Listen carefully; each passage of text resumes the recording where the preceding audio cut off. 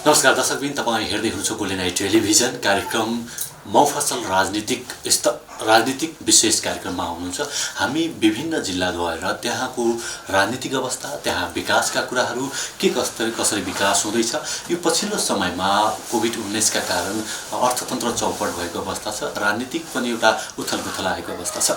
तैपनि विकास कार्यहरू बिस्तारै भए पनि अग्रता भइराखेको छ, त्यसै विकास भइराखेको छ र विकासकै कुराकानी गर्ने प्रक्रियामा आज हामी पर्वत जिल्ला पुगेका छौँ। पर्वत जिल्लाको सदरमुकाम कुस्मामा पुगेका छौँ र विशेष कुराकानी म राख्दैछु जो चाहिँ यहाँको चाहिँ प्रमुख हुनुहुन्छ अथवा चाहिँ हामीसँग हुनुहुन्छ आज जिल्ला समन्वय समितिका प्रमुखज्यूसँग कुराकानी म यहाँ समक्ष राख्दैछु। कसरी अथवा चाहिँ जिल्ला विकास हुँदैछ, नगरपालिका कसरी विकास हुँदैछ, गाउँपालिका कसरी विकास हुँदैछ, समग्र विकासका कुराकानी म आज प्रमुखको मुखार बिन्दुबाट यहाँ समक्ष राख्न चाहन्छु। मसँग हुनुहुन्छ आज मेरा अतिथि मनोहर विश्वकर्मा पौडेलजी हुनुहुन्छ।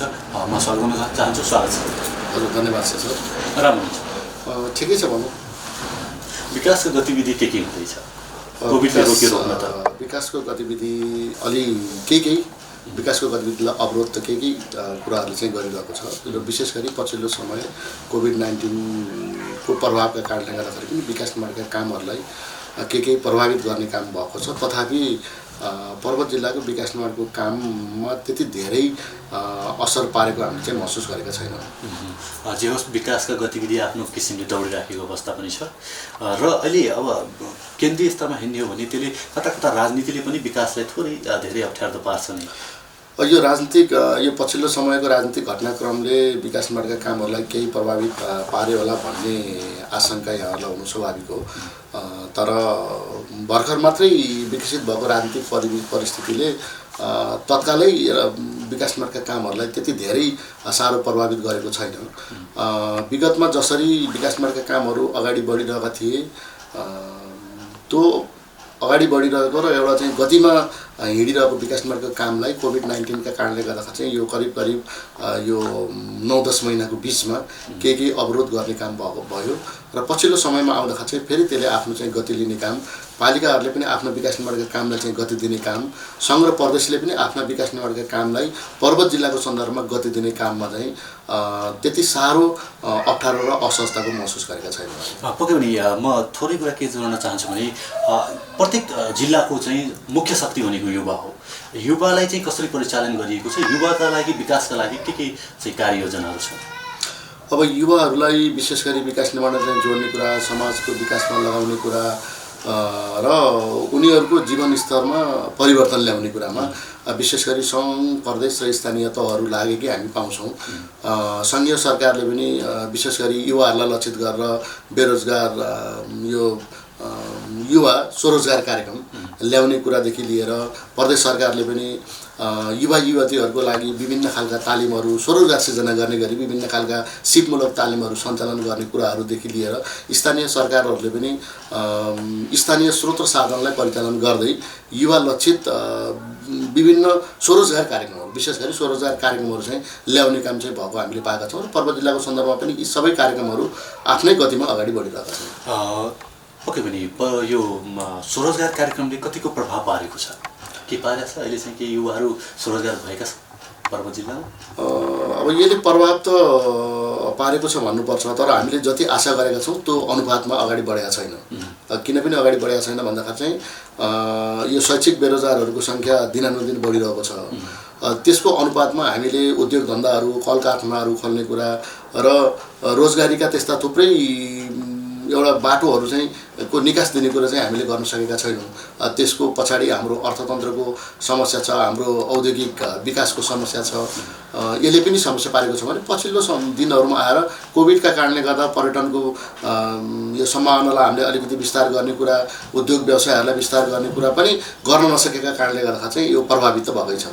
यो युवा रोजगार व्यवस्थापन कसरी गर्न सकिन्छ युवाहरूलाई चाहिँ, जो बेरोजगार युवाहरू छन्, शैक्षिक बेरोजगारहरूलाई? अब यो शैक्षिक बेरोजगार युवाहरूलाई अब यो रोजगारीको एउटा मलाई सोध्नु मन लाग्यो, यो जिम्मेवारी पर्छ कि पर्दैन जिल्ला समन्वय समितिभित्र? अब यो जिल्ला, यो विशेष गरी जिल्ला समन्वय समिति आफैमा पनि विकास निर्माणको काम गर्ने अड्डा नभएका कारणले गर्दाखेरि हामीले समग्र सङ्घ प्रदेश र स्थानीय तहहरूको काम कसरी अगाडि बढिरहेको छ भनेर हामीले चाहिँ हेर्ने गरेका छौँ र उहाँहरूलाई समग्र समाजको विकासको लागि, समाजको गतिलाई अगाडि बढाउनको लागि, बेरोजगार युवाहरूलाई रोजगारीमा ल्याएर समाजमा राम्रो सन्देश दिनको लागि त्यो खालको भूमिका र त्यो खालको सल्लाह हामीले चाहिँ दिने गरेका छौँ। यहाँले भने जस्तै अब यो युवाहरूको अवस्था अहिले कस्तो छ, युवाहरूले कतिको चाहिँ यो रोजगारीको अवस्था, बेरोजगारीलाई अन्त्य गर्ने हिसाबले कसरी अगाडि बढेको छ भन्ने सन्दर्भमा यहाँले जे जिज्ञासा राख्नुभएको छ त्यो हामीले आशा गरे अनुसार चाहिँ अगाडि बढाउन सकेका छैनौँ। किन भन्दा हाम्रो अर्थतन्त्रका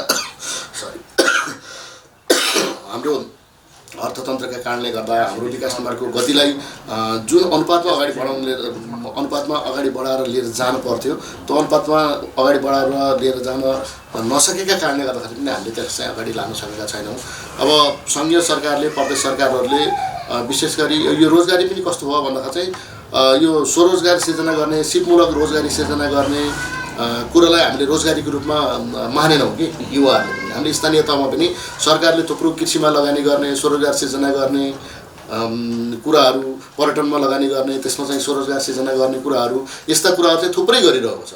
तर त्यसलाई हामीले ठ्याक्कै त्यो रोजगारीको रूपमा चाहिँ नमान्ने, नलिने, यो कारणले गर्दाखेरि पनि यो बेरोजगारीको सङ्ख्या अलिक बढेको हो कि जस्तो देखिन्छ।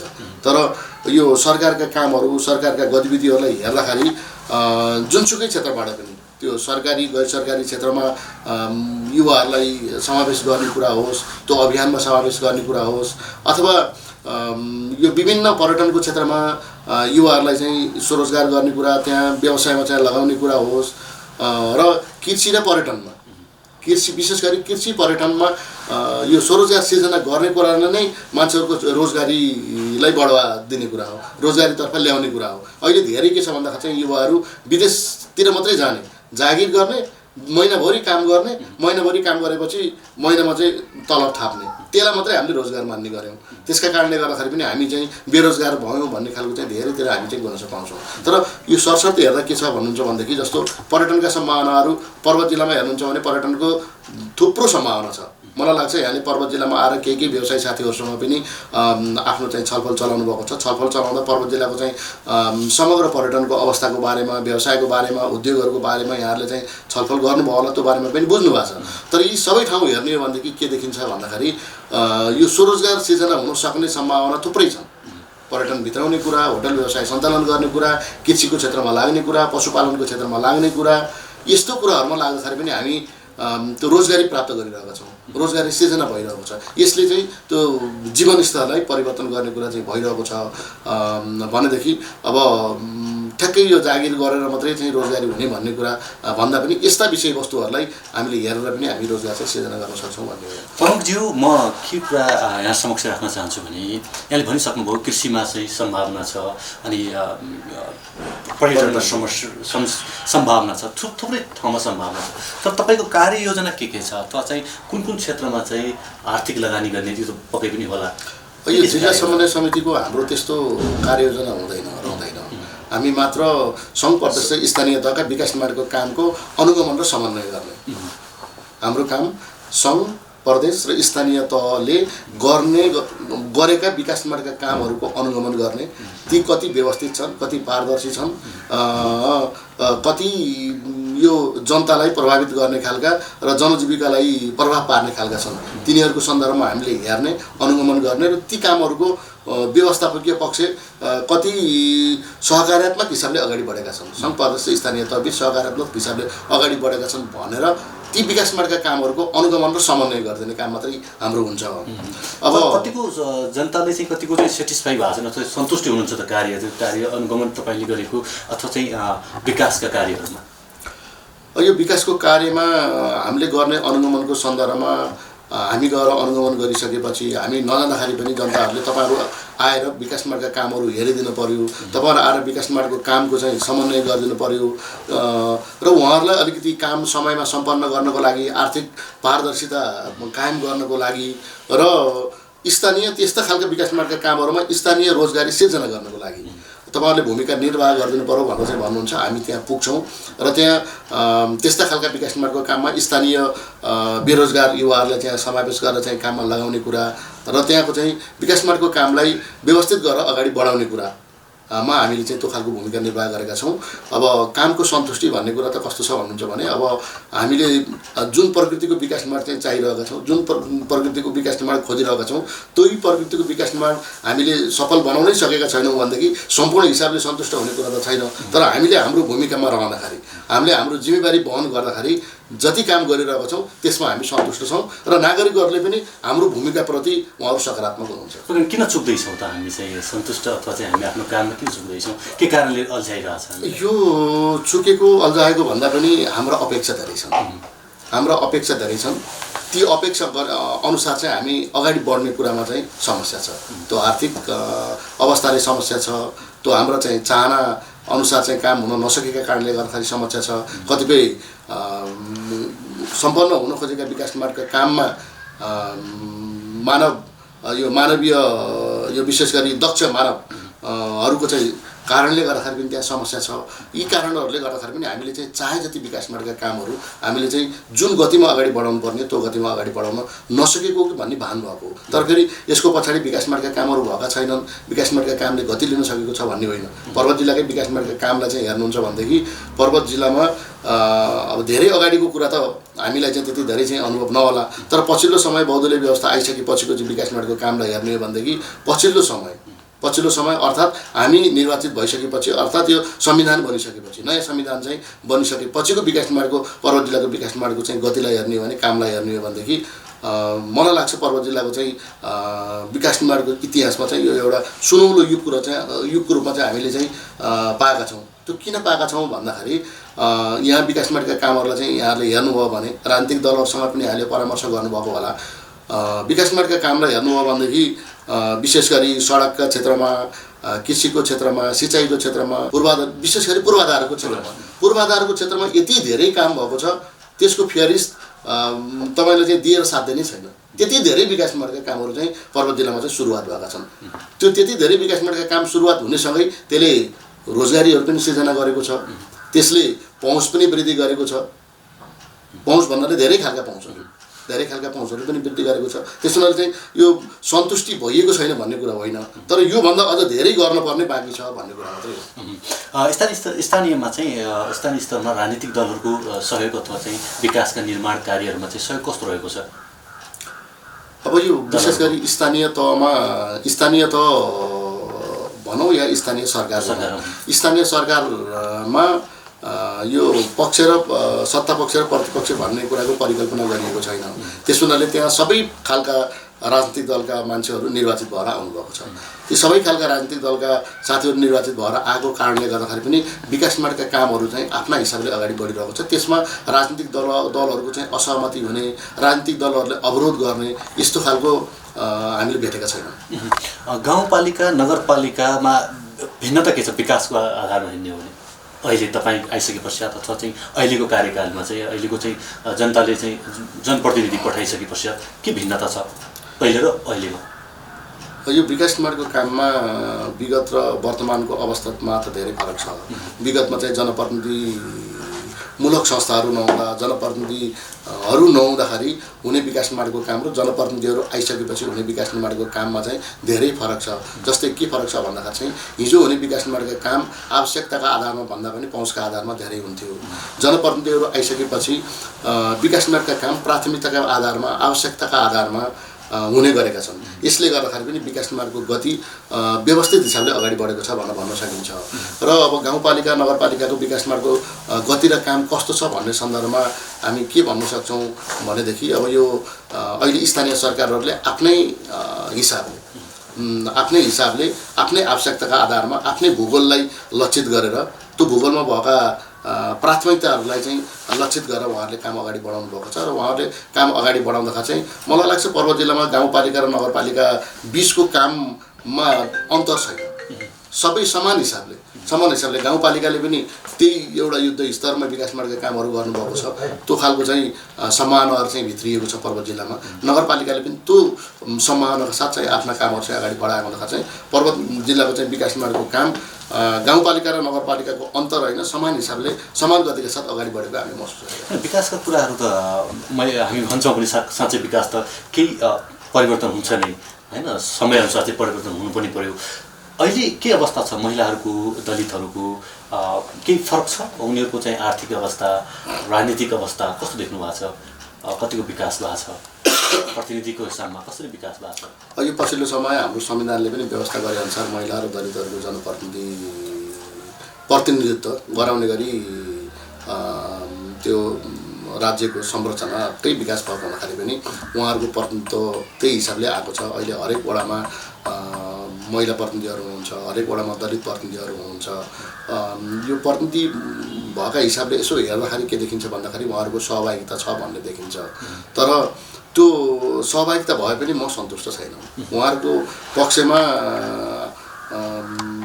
जति काम हुनुपर्ने त्यति भएको मैले महसुस गरेको छैन। किनकि विगतमा पनि त्यो सचेतनामूलक कार्यक्रम गर्ने कुराहरू, उहाँहरूलाई चाहिँ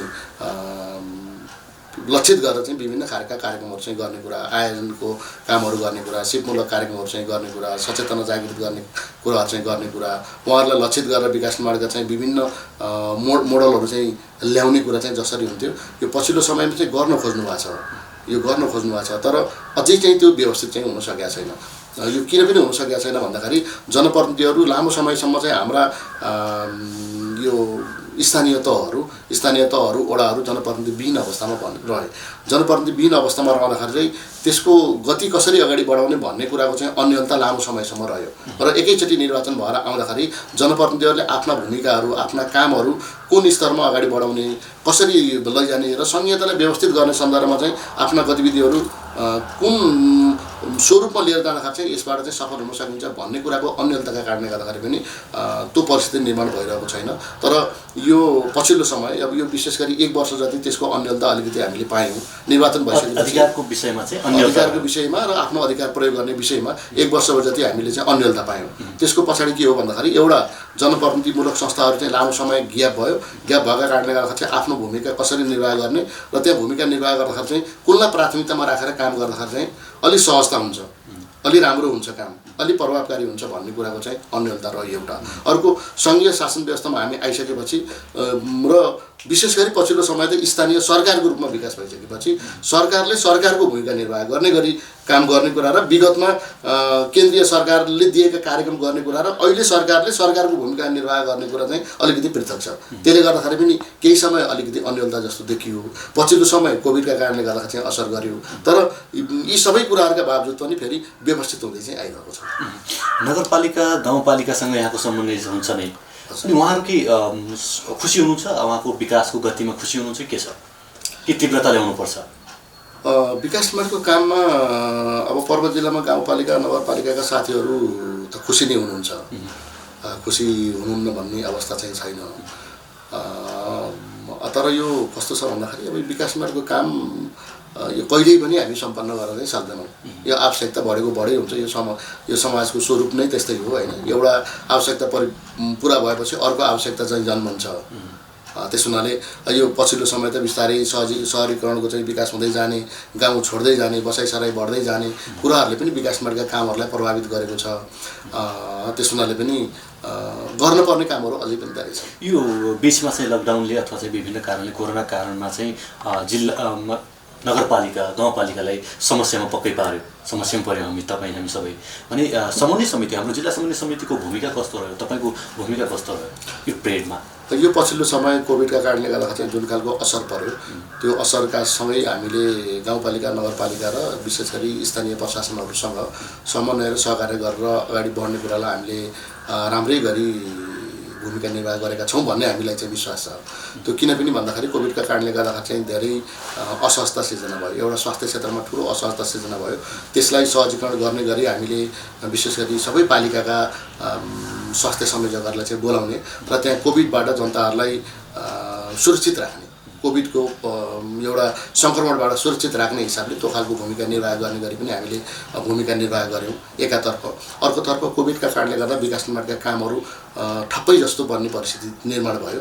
त्यो ठप्पै जस्तो बनेको परिस्थितिलाई फेरि सुचारू गर्नको लागि कामदारहरू मगाउनेदेखि लिएर ती मगाएका कामदारहरूलाई कोभिडको सङ्क्रमणबाट मुक्त राख्दै बाहिरबाट ल्याउने कामदारहरूलाई कोभिडबाट चाहिँ एउटा मुक्त राख्ने र उहाँबाट त्यसरी बाहिरबाट आएका कामदारहरूबाट पर्वत जिल्लाका चाहिँ नागरिकहरूलाई पनि सुरक्षित राख्ने हिसाबले त्यसरी पनि हामीले चाहिँ त्यो खालको भूमिका निर्वाह गर्ने गऱ्यौँ भनेदेखि त्यो सङ्क्रमित भएर आएका बाहिरबाट चाहिँ आएका कतिपय विदेशबाट कतिपय जिल्ला बाहिरबाट आएका हाम्रो चाहिँ नागरिकहरूलाई पर्वत जिल्लावासीहरूलाई पनि हामीले सुरक्षित तरिकाले क्वारेन्टाइनहरूमा राख्ने कुरा, आइसोलेसन बेडहरू बनाएर राख्ने कुरा र उहाँहरूलाई उपचारमा पनि व्यवस्थित तरिकाले उपचारको व्यवस्थापन गर्ने कुरामा पनि हामीले त्यो खालको भूमिका निर्वाह गऱ्यौँ र विशेष गरी पालिकाहरूले त्यसमा चाहिँ सम्पूर्ण हिसाबले साथ दिनुभयो। पर्वत जिल्लाका चाहिँ स्वास्थ्य कर्मीहरूले पनि साथ दिनुभयो, सुरक्षा प्रशासन सबैले साथ दिएका कारणले गर्दाखेरि तपाईँले सुन्नुभयो होला सम्भवतः पर्वत जिल्लामा चाहिँ असाध्यै कम, मलाई लाग्छ 2 जना मात्रै, त्यही पनि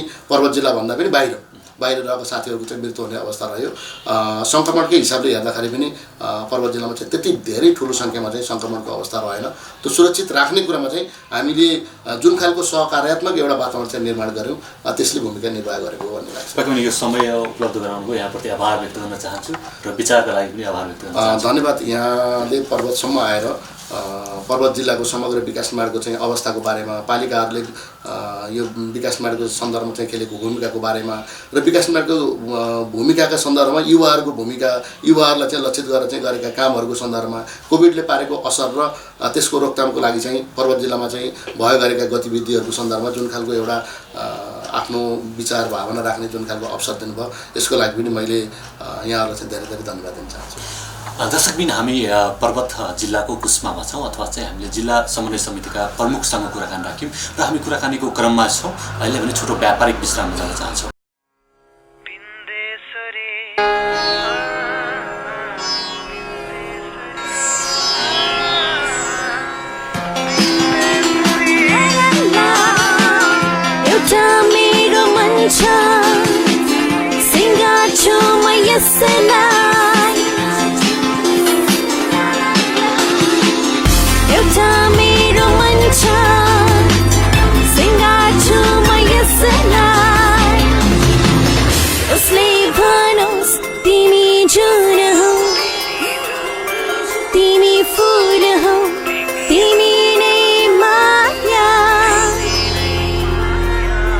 Bindesuri Home Center and Furniture for all.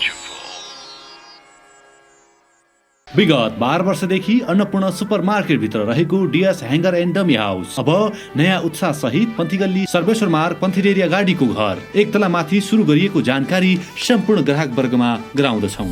हामी कहाँ ह्याङ्गर, च्यानल डमी, ब्राकेट, लुगा stand dummy, full dummy, half dummy, baby ladies पाइनुका साथै सम्पूर्ण पसल डेकोरेसनका सामानहरू पाइन्छ। साथै नयाँ पुराना पसल डेकोरेसन गर्नु परेमा हामीलाई सम्झिनुहोस्, फिटिङ सम्बन्धी काम हामीबाटै हुन्छ। सम्पर्क DS hanger and dummy house, Sarveshwar Marg Panthigalli Pokhara. Phone number 061 530 496, mobile number 9856 29 842, 98 462 030 80। Proprietor Deepak Prasad Sharma. जतिसुकै पुरानो रोगहरू भए पनि हामी त्यसको सफल उपचार गर्नेछौँ। पञ्चम आयुर्वेद क्लिनिक प्रणाली इन्द्रचोक पोखरा। हामी कहाँ 4 सूत्र विधिद्वारा नदोहोरिने गरी पाइल्स, फिसर, फिस्टुला रोगको सफल उपचार गरिन्छ। साथै पिनास तथा नाक सम्बन्धी विभिन्न एलर्जी, नाक बन्द हुने, दम बढ्ने जस्ता समस्याको पूर्ण उपचार गरिन्छ। बाथ रोग, जोड्ने दुख्ने, सुनिने र झमझमाउने, नसा च्यापिएको, ढाड दुख्ने, प्यारालाइसिस तथा नसा सम्बन्धी रोगहरू, पेट रोग तथा स्त्री रोग सम्बन्धी सम्पूर्ण उपचार दक्ष तथा अनुभवी विशेषज्ञ डाक्टरहरूबाट गरिन्छ। प्रत्येक महिना काठमाडौँबाट डाक्टर आउने जानकारी गराउँदछौँ। रोग नपालौं, समयमै उपचार गरौं। सम्पर्क पञ्चम आयुर्वेद क्लिनिक प्रणाली इन्द्रचोक पोखरा। Phone number 061 432 242, 98 560 70 177, 98 560 70 177। पोखराको मुटु चिप्लेढुङ्गामा अवस्थित Himalayan garden market Chipledhunga Nepali Congress party कार्यालय सँगै हाम्रा सुविधाहरू निशुल्क पार्किङको व्यवस्था, बाल उद्यानको सुविधा, बाबु नानीहरू खेल्नका लागि फराकिलो र सुरक्षित स्थान, झरना, प्राकृतिक मनोरम दृश्यको अवलोकनको लागि विशेष सुविधा, सस्तो र सुलभ मूल्यमा गुणस्तरीय वस्तुहरूको उपलब्धता, खाजा र मनोरञ्जनको लागि शान्त, सफा र सुरक्षित स्थानको उपलब्धता, व्यवसाय साथै सभ्य र उत्कृष्ट व्यवहारको पहिचान। हिमालयन गार्डन मार्केट उत्कृष्ट स्थान। सीमित सटरहरू मात्र बाँकी रहेकाले इच्छुकहरूले तुरुन्तै सम्पर्क गर्नुहोला। सम्पर्क Himalayan garden market, Chipledhunga 4, Pokhara, Kaski. Mobile number 9846 32154।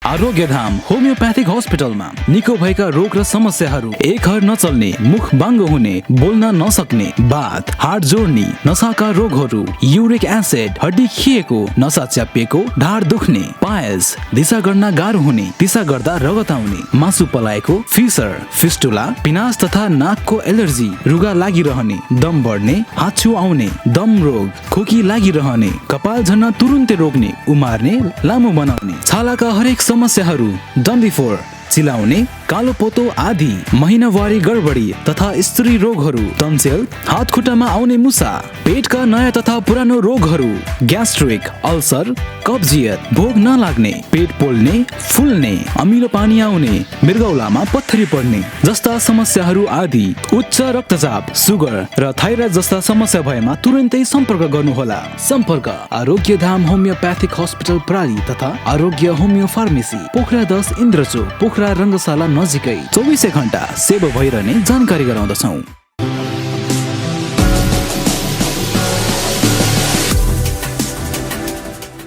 पुनः स्वागत छ। हामी कुराकानीको क्रममै छौँ। मसँग आज हुनुहुन्छ, आज हामी मफसल राजनीतिक अथवा विकासका कुराकानी विशेषमा छौँ भने पर्वत सदरमुकाम कुस्मामा छौँ र हामीले समन्वय समितिका प्रमुखसँग पनि कुराकानी राख्यौँ र मसँग पुनः नगरपालिकाको विकास अथवा चाहिँ यहाँको विकासका विषयमा आफ्ना मुखार बिन्दुबाट कुरा राख्नका लागि अतिथिलाई पनि निम्ति आएको छु। मसँग हुनुहुन्छ पर्वत सदरमुकाम कुस्मा नगरपालिकाका मेयर साहब हुनुहुन्छ रामचन्द्र जोशीजी हुनुहुन्छ। म उहाँलाई स्वागत गर्न चाहन्छु। स्वागत छ। हस्, धन्यवाद। आराम हुनुहुन्छ? आराम छ। स्वास्थ्य अवस्था के कस्तो छ? ठिकै छ, राम्रै छ। अनि अहिले जाडोको बेला छ, रुवाको बेला स्वाभाविक हो। अनि नगरपालिकाको अवस्था कस्तो छ? नगरपालिकाको अवस्था चाहिँ ठिक छ अहिलेसम्म। हाम्रो त वास्तव भन्ने भने यो कुस्मा नगरपालिका भनेको पर्यटक रूपमा विकासको सम्भावना बोकेको ठाउँ हो। अहिले विभिन्न तपाईँले कुस्मामा हेरिसक्नु होला, बन्जिजमहरू, अग्ला पुलहरू, गुफाहरू छन्। यहाँ धेरै किसिमका चाहिँ मठ मन्दिरहरू छन्। एउटा पर्यटकीय पञ्चायत भन्ने ठाउँ हाम्रो यो पोखराको भागमा बढाउनुपर्छ। हामी यी क्षेत्रको विकासका लागि नगरपालिका अगाडि बढ्दैछ। धार्मिक स्थलका कारण पनि अगाडि छ होइन। अब चाहिँ विकासका कुरा हेर्ने हो भने झोलिङ्गे पुल सबैभन्दा अग्ला झोलिङ्गे पुल पनि पर्वतमा होइन, बन्जिजम पनि पर्वतमा होइन। भने विकासका कुरा हेर्ने हो भने समग्रमा चाहिँ मुहानमै हो। र तपाईँले कसरी सहयोग गर्नु भएको छ? अवश्य छ। अब भौतिक कुराहरूमा हामीले मात्रै सक्दैनौँ। हाम्रो चाहिँ 70-80 करोडको बजेटले त्यही बजेटभित्रबाट अब तलब भत्ता पाउनु पर्ने छ। त्यो हामीले चाहिँ प्रदेश र सङ्घसँग चाहिँ मिलेर काम गर्नुपर्ने अवस्था छ अहिले। मैले त्यही तरिकाले चाहिँ मिलेर उहाँसँग मिलेर चाहिँ केही कामहरू बाटाघाटाको कामहरू गरेको छु। कतिको विकास भइरहेको छ? विकास भएको छ। पर्वतमा कुस्मा नगरपालिकाको विकास भएको छ। ठुल्ठुला विकास चाहिँ गर्ने हामीसँग पैसै हुँदैन। नगरपालिकामा सानातिना कुराहरू, विकासहरू, कृषि क्षेत्रको, शिक्षा क्षेत्रका कुराहरूमा हामीले विकास गरेका छौँ। तपाईँको अहिलेको कार्यले आगामी चुनावमा अथवा आगामी दिनमा चाहिँ पुनः यो स्थानमा पुनः जिम्मेवारी दिन्छ जनताले, त्यो किसिमको कार्य भएको छ? भएको छ, किन नहुने। अब मेरो केही अधुरा कामहरू छन् पुरा गर्नुपर्ने होइन। अब हामीले यहाँ चाहिँ सिटीहरू छ, बस पार्कहरू बनाउन सकेको छैन। लगभग 1 अरब रुपियाँ लाग्छ एउटा सिटीहरू बस पार्क, आधुनिक बस पार्क बनाउँदाखेरि। ती कुराहरू चाहिँ बाँकी छन् त्यहाँ गर्नुपर्ने कुराहरू। कहिले बनाउनुहुन्छ? त्यही त अब अहिले त मेरो समय त बाँकी धेरै छैन। अब 14-15 महिना बाँकी छ। यो भित्र चाहिँ सबै सक्छु जस्तो लाग्दैन मलाई। अब फेरि पनि म आएँ भने ती कुराहरूको प्रयास हुन्छन्। मेरा अधुरा काम गर्ने कुरा गरेर दर्शकलाई फकाउने अथवा त्यस्तो होइन। म स्पष्ट वक्ता हो। मलाई त्यस्तो झुटो बोल्न पनि आउँदैन। मैले जे हो मैले बोल्नुभन्दा मैले काम गरेर देखाएको छु, काम गरेको छु।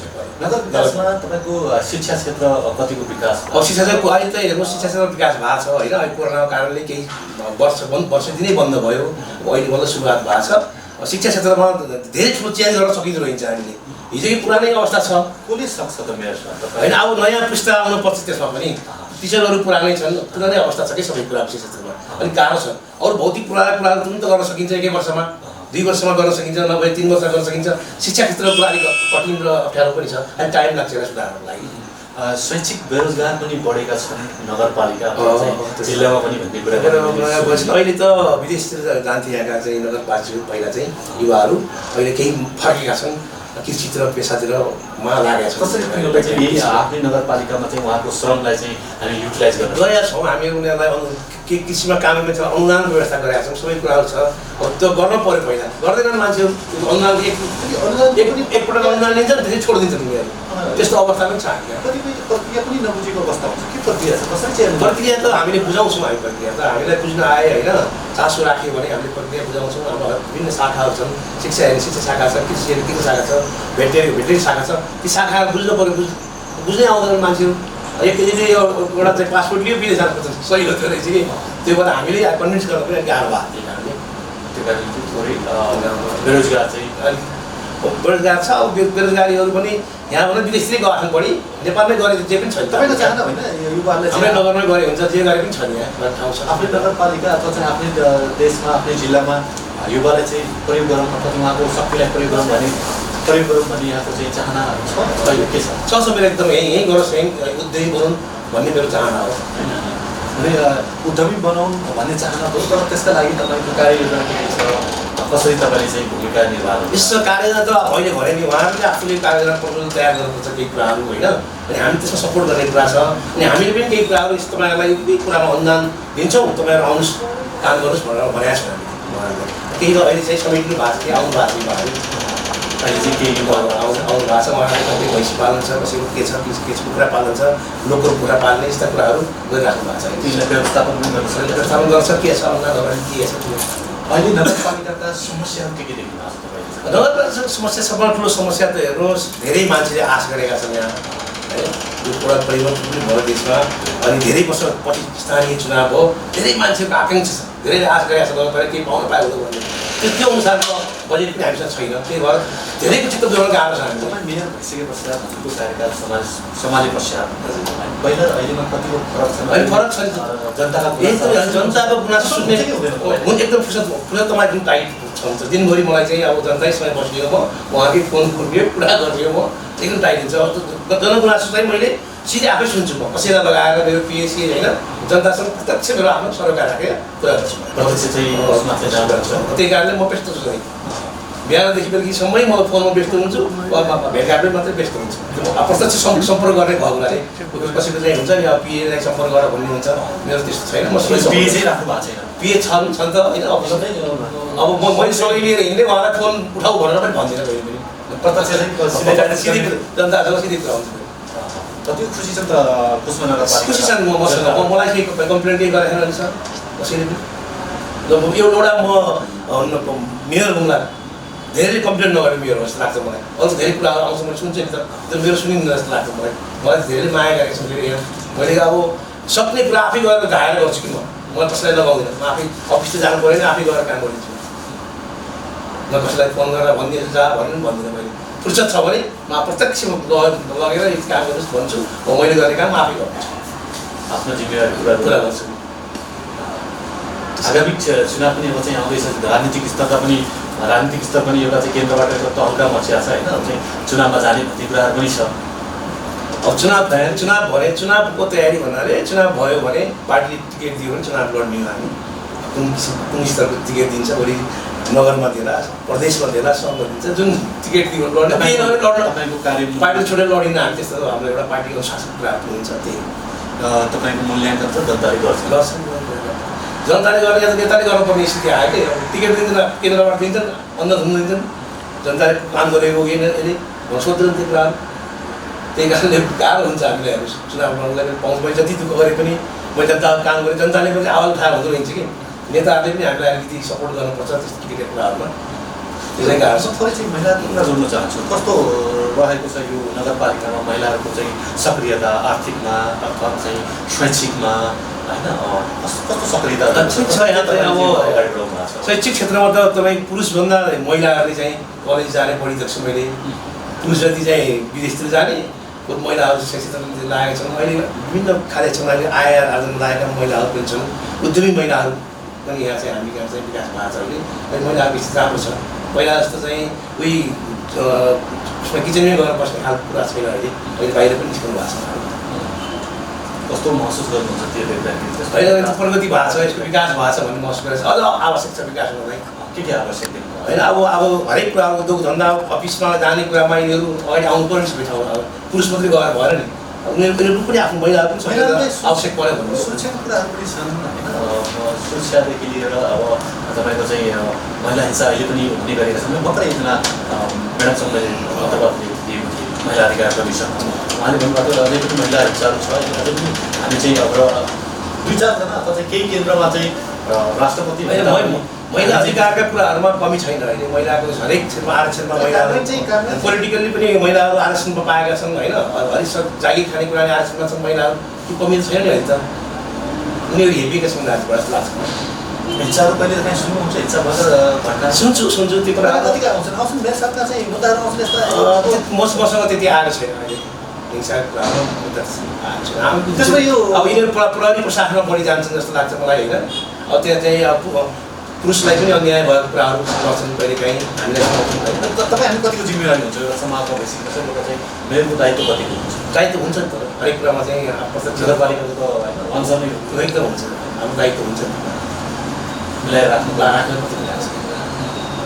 विकास गतिविधिको कुरा थोरै कुरा जोड्न चाहन्छु। पर्वत जिल्ला चाहिँ तपाईँको पर्यटकीय हिसाबले पनि होइन अन्तर्राष्ट्रिय स्तरमा एउटा छुट्टै पहिचान बनाएको छ। पर्यटनलाई भित्राउनका लागि यहाँको के छ? कार्यबाट के बनाउनु भएको छ? जो विकास त पर्यटनले पनि हामी कहाँ के छ भने हाम्रो चाहिँ भौगोलिक स्थिति के छ भने पर्यटकीय रूपमै तिमी अघि बढ भनेको छ। हाम्रो भूगोलले ठुल्ठुला खेतीपाती गर्ने ठाउँ होइन नि, एउटा ठुला नगरहरू छैन यहाँ, केही छैन। पर्यटकीय रूपमा हामीले विभिन्न किसिमका पुलहरू भए होइन, बन्जी अहिले चाहिँ रक क्लाइम्बिङ कुराहरू छन्। हामी कहाँ अहिले धेरै कुराहरू छन्। त्यसैको विकास गऱ्यो भने पर्यटक त्यसै भित्रिन्छ। आन्तरिक बाहिर पर्यटक सबै आउने त्यसरी त हो नि। पर्यटक जे जहाँ राम्रो छ हेर्न आउने त हो नि मान्छेहरू। उनलाई यो ठाउँले स्वागत गर्न सक्नु पऱ्यो, सत्कार गर्न सक्नु पऱ्यो, यहाँका होटल व्यवसाय राम्रो हुनु पऱ्यो। त्यसरी नै आउने पर्यटक भनेर त्यो गर्न छ। त्यो सुरुवात छ भइरहेको छ। गाउँमा होमस्टेहरू छ हाम्रो गाउँमा अहिले। होमस्टे लोकल खाना पाइन्छ सबै कुरा, लोकल चिजहरू अहिले चाहिँ होमस्टेको विकास भएको छ। त्यसरी चाहिँ पर्यटक त हामीले त्यसरी लोभ्याउनु त्यसै त हो नि। हामीले पर्यटकका कुराकानी एकातिर राख्नु तपाईँकै उसको कुरा गर्न चाहन्छु। नगरपालिकाभित्र अहिले शैक्षिकका पनि एउटा चाहिँ छुट्टै रहेछ, कृषिको एउटा रहेछ, भेटनरीको पनि रहेछ। कृषितिर चाहिँ युवाहरू आफूसित देखिन्छन्, आउँछन् कृषिको लागि बुझ्न? अहिले आउँछन् अहिले त अहिले प्रशस्त आउँछन्। अहिले विदेश गएका युवाहरू फर्केर आएका छन्। सबैले इन्ट्रेस्टेड छन् जे कुरा केही गरौँ कि भन्ने भावना सबैको छ। छलफलमा समय दिनुहुन्छ? दिन्छु म साललाई दिन्छु। उहाँलाई बसेरै उहाँसँग कुरा गर्छु म के गर्नुहुन्छ, के हामीले के गर्न सकिन्छ तपाईँलाई भन्ने कुराहरू हुन्छ। गर्न सक्ने कुरा तुरुन्तै गरिदिन्छु। नगरपालिकाभित्र भएका चाहिँ जति पनि विकासका कार्यहरू छन्, बाटाघाटा, पानी होइन, त्यो चाहिँ पूर्ण रूपमा चाहिँ व्यवस्थित छन् अथवा चाहिँ जनताले पाएको छ पानी? होइन यस्तो छ। अब एक ठाउँ मात्रै हो, एक एउटा वडामा चाहिँ अलिक अब पानीको अभाव छ। सम्पूर्ण वडामा चाहिँ कहिलेसम्म त्यो भन्छ। अब एक घर एक धाराको चाहिँ हाम्रो नीति हामीले गरे हो होइन, प्रतिबद्धता चुनाव गर्दाखेरि गरेका थियौँ। त्यो पुरा भइसकेको छैन, तर हामी लागिरहेको छ। फेरि राख्नु भयो त्यस्तो होइन, हामी गर्न सक्छौँ। गर्न सक्ने कुरा गर्न सक्छु भन्छु म होइन। गर्न नसकेको कुरा त नसकेकै हो, त्यो गर्न नसके हो। तर बजेटले भएर होला, समयले भएको छैन, धेरै कुराहरू छन् त्यसमा चाहिँ। अब हामीलाई चाहिँ कार्यालय भर्खर नगरपालिकाको चाहिँ भइसकेको थियो। अब हामीलाई कार्यालय सञ्चालन गर्नै गाह्रो भएको थियो बिचमा चाहिँ। अब त्यसको लागि टाइम लाग्यो नि त, 1 वर्ष त्यसै समय भयो। अब कति रह्यो समय त? त्यो पनि 1 वर्षमा तपाईँको चाहिँ कार्य कसको अधिकार के हो भन्ने कुराहरू, अधिकारको कुराहरू, कानुनका कुरा, नियमका कुराहरू बुझ्दै गयो 1 वर्ष त होइन त। सङ्घ प्रदेश र हाम्रो अधिकार, स्थानीय लेभलको अधिकार के हो भन्ने कुरा सङ्घ प्रदेशबाटै आएको थियो बिचमा त। मेरो साथ मैले एउटा सोध्न खोजेँ भने केन्द्रीय स्तरको राजनीतिले चाहिँ स्थानीय स्तरका विकास गतिविधिमा ठुलो प्रभाव पार्छ। हेर्नुहोस् तपाईँ चाहिँ 5 लाखको योजना पनि प्रदेशले गरेका हुन्छ। तपाईँ अनुदान दिने कुरा प्रदेशले गर्छ। हामीलाई चाहिँ एकदमै अप्ठ्यारो पारेछ नि त प्रदेश सङ्घले त। सङ्घले पनि त्यो बजेट ल्याउँछ, 10 लाखको बजेट हाल्ने सङ्घले एउटा अनुदान केमा दिएर अनि हामीले गर्ने क्रम नगर्छ कुरा त उनीहरूले गरिदिन्छन्। एउटा कुरो उनीहरू छोडिदिन्छ 10 लाखको, एउटा 5 लाखको अनुदान कसैलाई दिन्छ, भेटनेरीको अनुदान, कृषिको अनुदान दिन्छन्। के तिमी अब पहिला त कन्सेप्ट थिएन यहाँ अफिस भयो त अरू के जोन कृषि जोन भनेर आयो, के कृषि कार्यालय, भेटनेरी कार्यालय सबै आइसकेको छ। त्यो कन्सेप्ट त होइन नि, संविधानले गरेको व्यवस्था चाहिँ होइन। तर म मन्त्रालयलाई के चाहियो भने मेरो कार्यालय चाहिँ त्यो जिल्लामा हुनुपर्छ, म चाहिँ नगरपालिका जानु हुन्न भन्ने मान्यता बोकेको जस्तो माने कि मैले। त्यसैले हाम्रो अप्ठ्यारो लाग्यो। सहजीकरण गर्नु पर्यो नि त। सहजीकरण त हामीले फाइदा घाटा त जनतालाई होला नि त, जनतालाई पनि बहुत धेरै खर्चिलो छ नि अहिले यो कुराले। प्रत्येक मन्त्रालयको अफिस जिल्लामा रहने भने खर्चिलो कुरा भएको त्यस्तो खर्चिलो बढी भएको छ। अनि हामीले के काम गर्ने, हामीले प्रदेशले के गर्ने, सङ्घले गर्ने छुट्टिएको छैन। त्यसले अप्ठ्यारो परेको छ। कहिलेसम्म सहज हुन्छ यो सहज भयो भने पनि विकासका गतिहरू अगाडि बढ्दै सहज हुन समय लाग्छ। अब धेरै कुराहरू छन् यसमा चाहिँ होइन। अब यो बिचको चाहिँ प्रदेश खास भन्ने हो भने आवश्यक जस्तो मामला लाग्दैन कि अहिले पनि सिधै सङ्घ र नगर भए पुग्थ्यो जस्तो लाग्छ। उनीहरूले बेकार नगरपालिकालाई हस्तक्षेप गरिरहेछ। एउटा चाहिँ 5 लाख 10 लाख पुगेर नगरभित्रका व्यवसायीहरूलाई दिन सक्छ उनीहरू। अब कुनै अन्य कुराहरू अनुदान दिनु पऱ्यो भने उनीहरूले सिधै दिन्छ। हाम्रो के काम त्यसमा? बडा इमान्दार मेयर तपाईँ, किनभने 2 वडामा चाहिँ पानी पुगेको छैन। सत्य कुरा कहिले पुर्याउनुहुन्छ? होइन, अब प्रयास गर्दैछु मैले। कि अर्को कार्यकालको होइन कार्यकाल हुनसक्छ कि हुन थाहा छैन। यो मेरो कार्यकाल चाहिँ जति गर्न सक्छ यही कार्यकाल गर्ने पनि छ। थोरै व्यवसायको कुरा गर्न चाहन्छु। तपाईँका नगरपालिकाभित्रका व्यवसायहरूलाई चाहिँ यो बिचमा कसरी सहयोग गर्नु? लकडाउनको अवधिमा चाहिँ पक्कै पनि नगरपालिकालाई पनि एउटा चाहिँ गुहाका लागि आएको त्यो पनि एउटा जिम्मेवारीभित्र पऱ्यो। मैले एउटा चाहिँ के हो भने अब यो फोहोर मैलाका करहरू थिए, यो कर चाहिँ मैले बिना गरेँ, यस्तै कुराहरू गरेँ। अब त्यो ठुलो कुराहरू हामीले के गर्न सकिन्छ र यहाँबाट सामान्य करका कुराहरूलाई मैले छुट दिएको छु नगरपालिकामा। त्यो लकडाउन व्यवसायीहरूलाई पैसा दिएको छु। अब ठुल्ठुला यी बन्जीहरू पुलहरूमा मैले ट्याक्स दिएको छैन अहिले। कमसेकम 1-2 वर्ष तिनीहरूले कमाउनु पऱ्यो पहिला, त्यसपछि हामी ट्याक्स दिन्छौँ भनेर कुनै किसिमको ट्याक्स सुरु गरिदिन्छ। व्यवसायका पीडाहरू पहिला सम्पन्न हुनु पऱ्यो नगर चाहिँ अरू ट्याक्स दियो नि। एउटा ट्याक्स दिएर चाहिँ काम गर्न सकेन भाएर गयो के गर्ने व्यवसायहरू? ऊ त सम्पन्न हुनु पऱ्यो ट्याक्स दिन्छ हामीले। त्यसरी चाहिँ हामी ट्याक्स पनि हामीले केही मिलाएर गरेका छौँ। तपाईँको नगरपालिकाभित्र कति वडा? 14 वडा छ। 14 वडामा चाहिँ 2 वडा बाहेकका अरू वडा चाहिँ व्यवस्थित छन्। त्यसो भन्नु खोजेको होइन मैले। कोही कुनै चिजमा व्यवस्थित छन्, कुनै फरक फरक ढङ्गको व्यवस्थित छ। अवस्था हुन्छ नि त। फोहोर मैलाको कुरामा ठुलो चाहिँ समस्या थियो उसमा। कालीगञ्जमा फाल्थ्यो, मोदीमा फाल्थ्यो, त्यस्तो चाहिँ उसमा फाल्थ्यो भने अहिले फोहोर मैला व्यवस्थित गरेर राखेको छु। जाँदै व्यवस्था हुनेछ। अन्य 2 वडा जहाँ पानी पुगेको छैन, जहाँ पानी अभाव छ अभाव छ, जाँदै व्यवस्था हुनेछ। हामी आशा हामी राख्दछौँ र शुभकामना पनि व्यक्त गर्दछौँ। यहाँले हामीले समय उपलब्ध गराउँदा दर्शक हामी आज पर्वत जिल्लाको कुस्मा नगरपालिकामा आएका छौँ र कुस्मा नगरपालिकाका मेयर साहबसँग कुराकानी राख्ने यहाँ समक्ष प्रत्येक जिल्लामा हामी जाँदैछौँ। हाम्रो टिम जाँदैछ, के हुँदैछ जिल्लामा, विकास कसरी जाँदैछ, त्यहाँका चाहिँ नगरपालिका गाउँपालिका कसरी विकास हुँदैछ, यी कुराकानी हामी राख्ने गर्दछौँ। र आज हामी कुस्मा नगरपालिका चाहिँ हामी पर्वत जिल्लामा पुगेर पर्वत जिल्लाका गतिविधि, पर्वत जिल्लाका विकास समग्रमा यहाँहरू समस्या राख्यौँ। र अर्को हप्ता नयाँ अतिथिसँग अथवा चाहिँ नयाँ अन्य जिल्लामा गएर अन्य जिल्लाका गतिविधि लिएर हामी उपस्थित हुने नै छौँ। त्यति बेलासम्मका लागि म यो कार्यक्रम सहयोग गर्नुहुने, हामीले चाहिँ समन्वय गरिदिनु हुने, सहकारी गरिदिनु हुने उद्योग वाणिज्य सङ्घ, पर्वत उद्योग वाणिज्य सङ्घका अध्यक्ष केदारनाथ शर्माज्यूलाई आभार व्यक्त गर्न चाहन्छु। र हाम्रो यो टिमलाई पनि म धन्यवाद दिन चाहन्छु। क्यामेराम्यान सन्तोष अधिकारी सहित हाम्रो निर्देशक चिरञ्जीवी भुटेल लगायत म धेरै पनि बिदा चाहन्छु। हस्त नमस्कार।